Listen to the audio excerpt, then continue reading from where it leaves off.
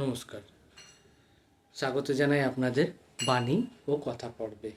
আজ দিনান্তে ভগবান শ্রী রামকৃষ্ণদেবের একটি কথা নিয়ে আপনাদের সামনে উপস্থিত হয়েছি। ঠাকুর বলতেন, সংসারের মধ্যে বাস করে যিনি সাধনা করতে পারেন তিনি ঠিক বীর সাধক। বীর পুরুষ যেমন মাথায় বোঝা নিয়ে আবার অন্যদিকে তাকাতে পারে, বীর সাধক তেমনি এ সংসারের বোঝা ঘাড়ে করে ভগবানের পানে চেয়ে থাকে।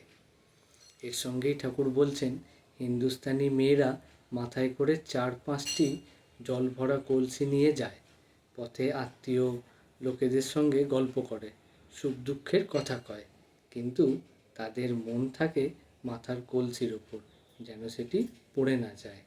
ধর্মপথের পথিকদেরও সকল অবস্থায় ভেতরে ওই রকম দৃষ্টি রাখতে হবে, মন যেন তার পথ থেকে পড়ে না যায়। আজকের দিনান্তে ঠাকুরের এই কথা দিয়ে আপনাদের শুভরাত্রি জানাই। তার সাথে ঠাকুর ও মায়ের কাছে প্রার্থনা করি আপনারা সবাই যেন ভালো থাকেন, সুস্থ থাকেন। আমাদের এই প্রচেষ্টা ভালো লাগলে চ্যানেলটিকে একটু লাইক শেয়ার করবেন। ধন্যবাদ।